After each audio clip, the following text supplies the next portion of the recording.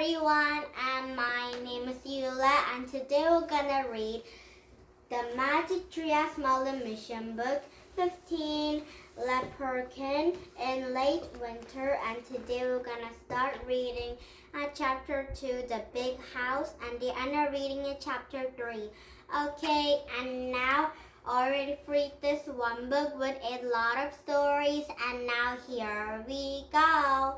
And first you can read is the Magic Tree as Merlin Mission Book 15 Leprechaun and Late Winter, Chapter 2, The Big House.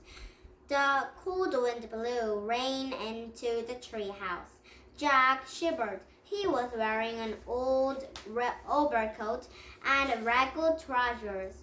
Annie wore a scarf, a shawl, and a long red wool dress. They both wore skiffled, worn boots.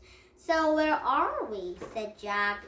He and Annie have looked out at the window. The treehouse had landed in a tree that edge of the green meadow dotted with a woolly white sheep.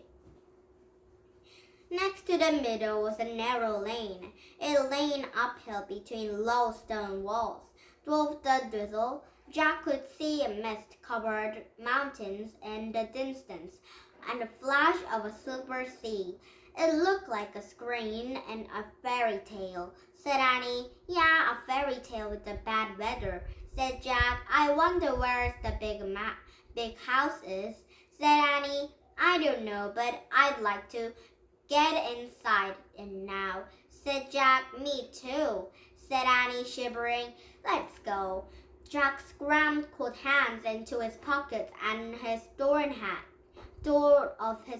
coat. In one pocket, he felt his notebook and pencil, and another, he felt the Irish whistle. "I've got a whistle," he said. "Good," said Annie. She held up her red skirt and skirted up down the rope ladder. Jack had climbed down after her. Annie had pulled off the straw tightly around her shoulders. Jack had turned into the color of his coat as they have tramped through the wet meadow. He felt cold water shipping through the holes on his boots. Jack and Nanny have climbed over to the stone wall and to the muddy lane. The horse of the drowned wagon was rattling through them to the hill. The wagon was full of the squeaking pigs. "Excuse me," Annie called the driver. "Can you tell us where the big house is?" An old man was tired. Rugged face pointed back up the hill. "Thanks," said Jack. The large wooden wheels with the wagon were rumbled past, splashing Jack and Annie with mud. "Yuck," said Annie. "Now we're cold and wet and dirty," said Jack. "Yeah, we're going to get a grate when we get to the big house," said Annie. "So what do we do when we get there?" asked Jack. "When we find the orchestra, maybe we can tell her that Teddy and Kathleen sent us," said Annie, "like we told Louis Armstrong in New Orleans." Just thinking about their adventure with Louis Armstrong made Jack smile. "I don't know if that will work," he said. His word seemed so different from this word. "There is so noisy and busy. Here it feels lonely." "Well, we won't know until we found the orchestra," said Annie. "Let's go." Jack and Annie have lowered their heads, and they have puddled up the lane, swashing in and out of the giant puddles. As they reached to the top of the hill, they stopped. The muddy lane wound down past more sheep meadows with some cottages, past the long stable of the Cerebral Barons. And the end of the lane was a large open gate that led into the grounds of a white mansion. Gray smoke rose from the mansion of chimneys. The big house," said Annie. Maybe the people who live there will invite us inside to get warm and dry by a fire, said Jack, and Jack and Annie started down the lane as they had passed the sheep meadows. Black and white dogs barked at them, and they walked by the Serbo boys hauling wet hay, and the workers looked up and eyed them suspiciously, and Jack had relieved to get a gate and a hand to the big house. And when they reached out the front door, Annie had lifted off the heavy knocker and get it the drop.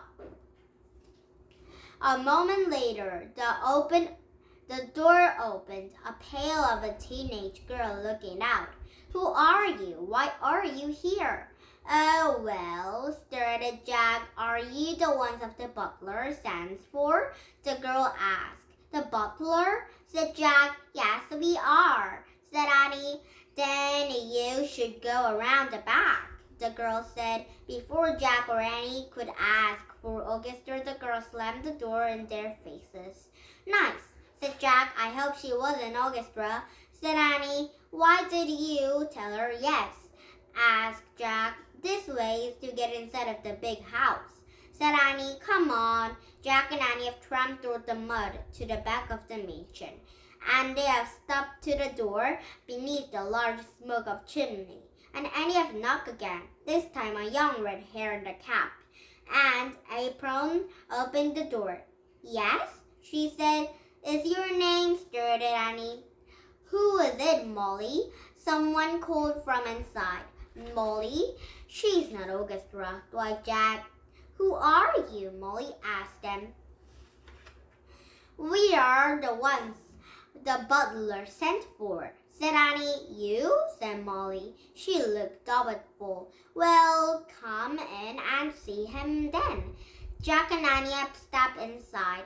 He is in the kitchen, said Molly. She started down the hall. Jack and Annie followed the Molly into the doorway.